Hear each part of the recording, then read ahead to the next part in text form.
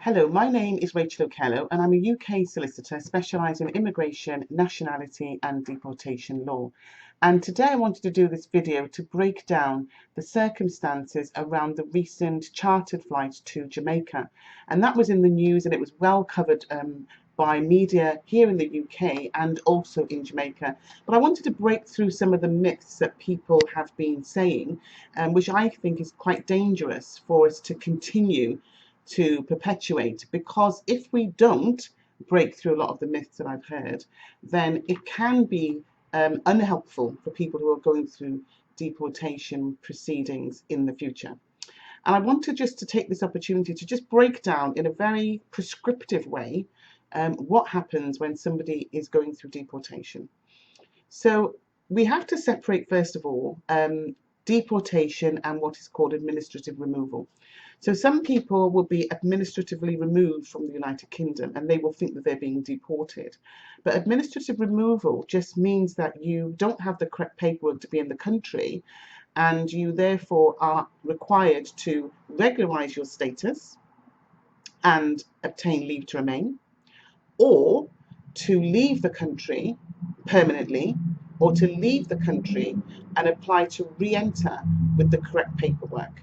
And we as solicitors help very many people to regularise their immigration status from within the UK, but also I do advise people when appropriate that their best option and the most cost-effective option is to leave the United Kingdom and apply to re-enter with the correct paperwork, and that can give you untold amount of satisfaction in terms of not pursuing a case endlessly that cannot succeed from within the UK because of the way the immigration rules work.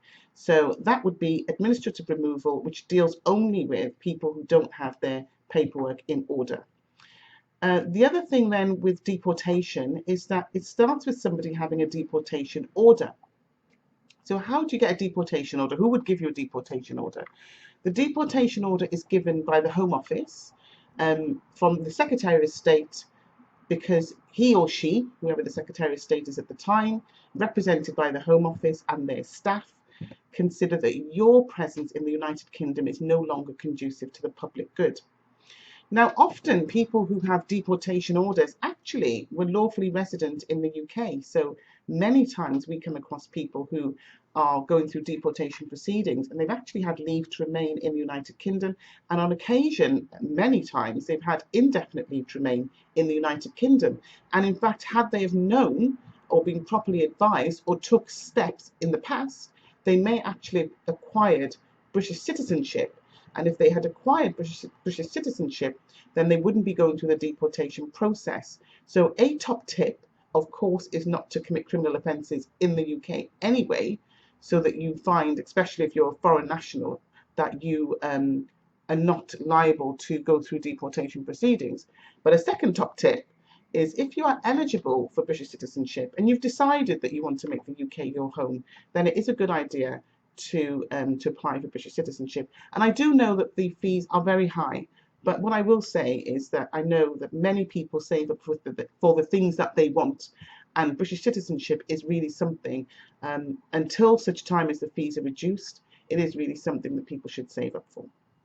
Okay, so you will then have been notified by the Home Office that your presence in the UK is no longer conducive to the public good. And they are seeking to deport you.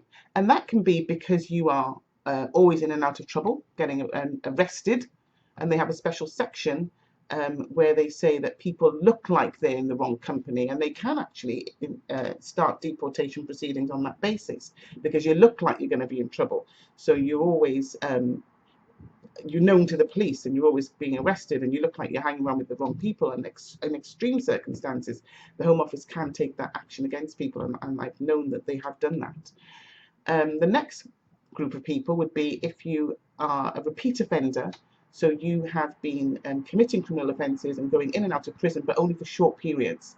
After a while, the Home Office can look at your record and say, you know what, we're going to start deporting you. We don't think that you should be in the United Kingdom any longer.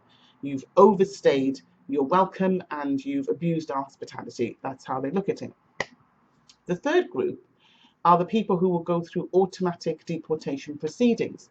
And this will be if you've gone to prison, not gone to prison, I shouldn't say, if you've received a prison sentence for 12 months or more. So it's not the length of time that you spend in prison, it's the length of the sentence that you were given by the judge. And it doesn't count suspended sentences. So it's the length of the sentence, the prison sentence that you were given by the judge. And the judge no longer has to recommend deportation. In the past, judges used to recommend somebody be deported, and proceedings would normally start from that. But as long as somebody has gone to prison for more than 12 months, then they will go through automatic deportation proceedings. And I mean, on a very cynical, looking at it very cynically, people could say, well, a judge could deliberately or knowingly give a 12-month sentence, knowing that the person's going to go through deportation proceedings automatically, which kind of satisfies the judge that the recommendations power that he had to make in the past, effectively, he still has that power by virtue of the length of the prison sentence. And what I will say at this point is that we do deportation cases, but sometimes I see, because I don't do criminal cases, but sometimes I see that the criminal case could have been handled a bit differently. So don't be afraid, particularly if you're a foreign national, to have a good look at what you're either pleading guilty to and you get a conviction, or particularly the length of the sentence that you get. And you should really take good advice, not advice necessarily from one person, one solicitor who says no, but take good advice to know whether your conviction itself should be appealed. And particularly if your prison sentence is more than 12 months and you're a foreign national, you should know that you'll go through deportation proceedings automatically. So you need to have a good look at that conviction and see whether you can appeal the conviction to at least get it under the 12-month threshold and out of that automatic deportation proceedings. And I'll also add that if your prison sentence is more than 4 years, then it becomes extraordinarily difficult to challenge deportation proceedings.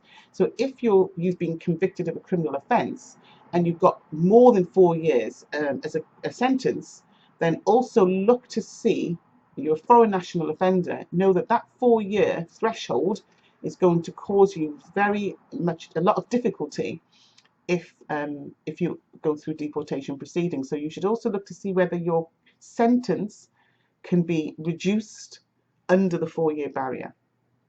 And if possible, if you're close to the 12-month barrier, under the 12-month barrier. So that's going to help with any deportation proceedings that you will be subjected to. So you have to ensure, if you're a foreign national offender, that you also take immigration advice at the point of going through your criminal conviction, just so that you can weigh up any deals, or you might say plead guilty and get 4 years, or take your chances and not plead guilty and plead not guilty, and then you might get acquitted. So it's just to get yourself more knowledgeable about how deportation works, so that you don't find yourself unstuck with a long sentence or a conviction that you would have actually been able to challenge. So that's just the first part of this series that I'm doing on deportation, and I'm going to stop there because I'm going to come back with another video and break down more what happens when you actually get a deportation order, what happens next. So thank you for watching. We do offer a free case assessment. I do think that people shouldn't spend necessarily just to know whether they have a case or not. So we offer a free case assessment, and that can be booked at clarityvisas.co.uk, or you can call our office on 01213 894 895. If you're abroad and you wish to return to the UK because you've already been deported, then we have a WhatsApp number 07895 327 049. Rachel Okello, Immigration, Nationality and Deportation Law Solicitor. Thank you and have a good day.